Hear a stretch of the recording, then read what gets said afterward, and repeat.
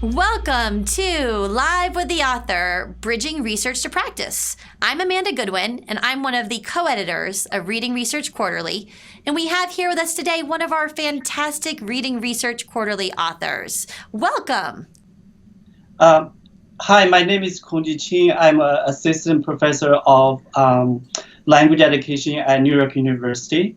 Kongji, can you tell us a little bit about what brought you to this research and what made you interested in it? Okay, so I have two kinds of research. One, both focus on the teaching and learning of multilingual learners. So one area of my research focuses on the identity, masculinity performance, and language learning. And the other lines of research focus on preparing linguistic responsive teachers for multilingual learners. So the analysis in this RQ article, which we're talking about, is from my first area of research. And it comes out from a 2-year larger ethnography work I conducted in one US high school. In that larger study, I focused on understanding how immigrant boys performs their racialized masculinity inside and outside the classroom. So I have focused on 3 immigrant boys. And Omar, a 15-year-old boy from Libya, which was the focus of this analysis, was one of the participants. When I was working in the classroom, over time, I was intrigued by Omar's performance of different kinds of reading relationship with reading practice in the classroom, which compelled me to take a closer look of his performance of masculinity and reading practices. Well, and that's sort of interesting. So you were out in the schools and you were observing. And when you did your observations, you realized that there was something different going on, something that the field hadn't really seen before, a nuance. That's right.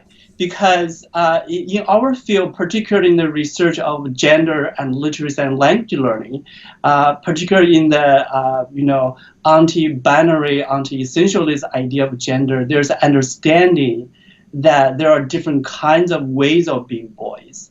And each type of those boys can establish a certain kind of relationship with reading.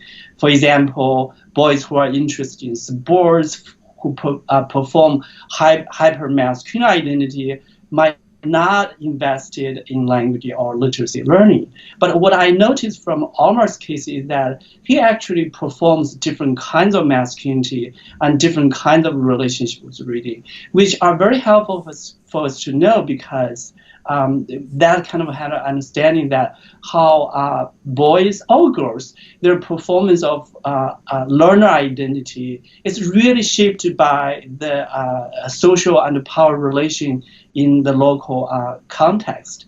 The two ideas that you're kind of introducing is that this identity, this masculinity identity, is nuanced, but it's also shaped by the context that learner is learning within. That's right. Great. So can you tell us the name of your study and what its main findings were? Okay. So the name of the study is Citation of Norms and Lines of Flight in One Immigrant Boy's Performance of Masculinities and Reading Identities. As you can see from the title, I was actually implicitly referenced 2 kinds of theoretical framework I draw upon in theorizing and interpreting Omar's performance of masculinity and reading identity. One theory I draw on is Judith Butler's queer theory. Another line of theoretical framework I draw on is Duluth and Gattari's lines of flight, that to argue that even within individual gender body, there are different kinds of gender performance, and the gender performance are unstable, often shaped by, as we talked about a moment ago, the power and discursive relationship in the local context. So one of the major findings from the research is that I learned from Omar's story is that he did display the kind of dislike towards school-based literacy and reading practices to perform his notion of masculinity, like appropriately masculine behavior. He identified himself as an Arabic boy and took up the notion of Arabic masculinity as cool and non-schoolish. So his performance of non-reader identity was actually promoted by this notion of doing gender and notion of reading practices as gendered. Therefore, his performance of non-reader identity should be interpreted as kind of taking up of the normative discourses of being boys, rather than as a stable identity as a reader or non-reader on himself, on the part of himself. So in kind of thinking about that, Omar, is looking around at the different identities and the different enactments of those identities of the children around him, and he's taking up one of those identities as a way of sort of fulfilling his own non-reader identity. That's right. So this finding, actually, as I talk about in the article, is not new because in our field, there have been a lot of study to address this issue, because boys are often shaped by the kind of normative ways of being in their space. They have to do that kind of masculine performance. But the second finding is what I hope to contribute to the knowledge base of gender and literacy, gender and language learning, is that I learned from Omar's story is that there were actually rupture in his performance of masculinity and reading identity. By rupture, I mean, in contrast to his enactment of this kind of cool, non-schoolish masculinity and this kind of non-reader identity, he also performed engagement with reading when the reading activity was less structured and when activities was connected with critical literacy practices that were relevant to his cultural and religious identity. So that kind of rupture, as I explained, that for example, particularly when he was engaged in one of the school event, the hijab day, he actually wear the hijab for a whole day to kind of raise awareness of Muslim culture and the impact of Islamophobia discourses on Muslim students in the school. I argue that the opportunity for him to engage with activism in that particular context, or the scholar would call particular space and time, opens up opportunity for him to develop a new understanding of masculinity, allow him to enact behavior which are traditional not associated with masculinity. So basically what you're saying is that, if we didn't look deeply and if we didn't think about what Omar was experiencing, and if we just kind of thought about school just as every day being similar, we might think of him as having a non-reader identity. But when the instruction was culturally relevant and when it really linked to Omar's motivations and Omar's other forms of identity, we saw this different reader profile emerging. That's right. That's exactly what I'm saying, because in those spaces, the instruction are closer to student identity. Also, I think it's either implicitly or explicitly the teacher kind of shifted the kind of power relation between themselves and the students. That allows students to engage with different kinds of learning, put on different kinds of identity. And that is another really important piece. So, Omar is empowered because he's now the expert of those experiences comparatively to the teacher. That's right. So what does your study have to say for teachers? What do you recommend? So I think one of the important things for teachers is that to avoid essentializing immigrants' youth identity. As I talk about in greater detail in the article, is that Omar's identity is often related with his understanding of class, race, religion, religion. So it's very important for teachers to understand how these identity inscription kind of intersect with their understanding of gender masculinity, shape their performance of gender identity and learner identity. So in other words, don't just look one way. Don't just, assume that he's acting this way because of one reason. Look at the broader picture of all the various things that are making Omar him and all the various things that he's interacting with across a day.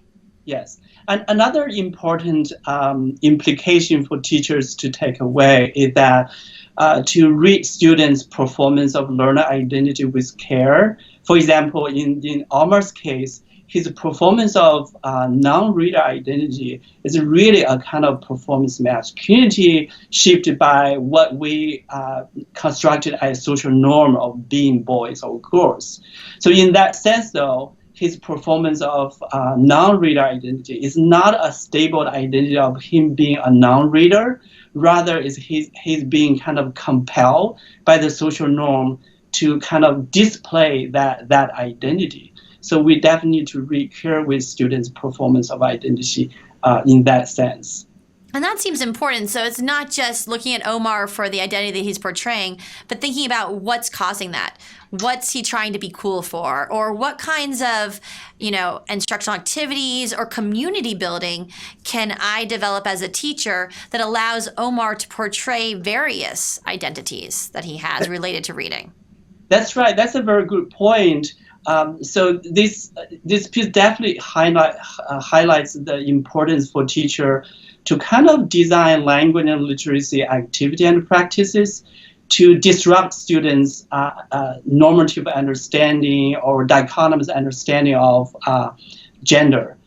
There has been a lot of literature and research done on this topic. For example, Molly Blackburn, Elizabeth Dutu, Jasper Young, they all have talked about how classroom literacy practices can be used to disrupt students' binary understanding of gender.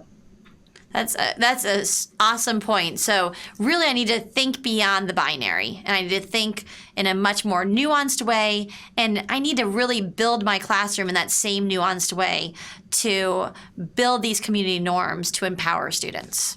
Yes. So as I mentioned, that there's a rich literature on this topic for teachers to look into, to think about how that can be used to inform their literacy and language instruction. Another important understanding that I hope to articulate in this article is that we can think about how space and instruction can be shaped to open up opportunity for students to develop alternative understanding of identity and learning. That's what the concept lines of flight is used for. So, for example, in this study, Omar, even though in some space he performed a very rigid notion of gender and a very rigid notion of reading, but in other spaces he was actually able to engage with reading practices and learning activities. I think for what my research analysis can speak to is that teachers can work to recenter the relationship, the power relation between themselves and the students. For example, in activity where the students have more autonomy, they take the ownership of those activities, they have more freedom to kind of develop new ways of being as a learner in those spaces. Another way is that teacher can structure the classroom environment so that they can have alternative different understanding of gender and being a learner, as we talked before. All right. And so what does your study have to say to principals and policymakers?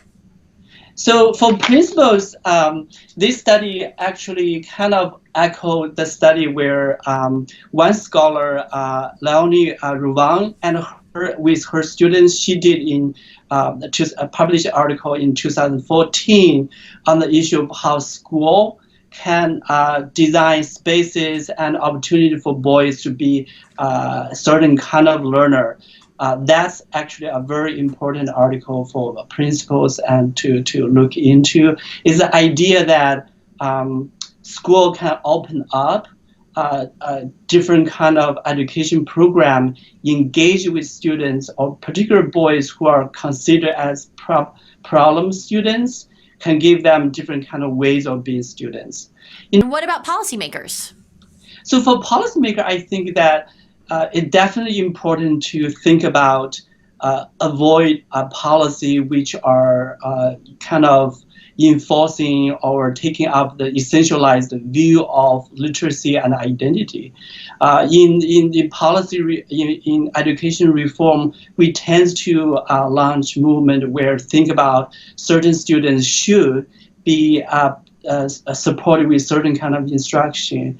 That's important, but we also want to support teachers to understand that they always need to think about their teaching and learning in their classroom in response to students' particular identity, the particular kind of learning environment they are in. Fascinating, and I think so important and so apropos. So what's next? Where do we go with our next research? So I have two lines of work related with gender, masculinity, and language education. One line of the work that I'm currently working on is to understand how immigrant boys negotiate racialized masculinity in 1 ESL classroom from a language learning perspective.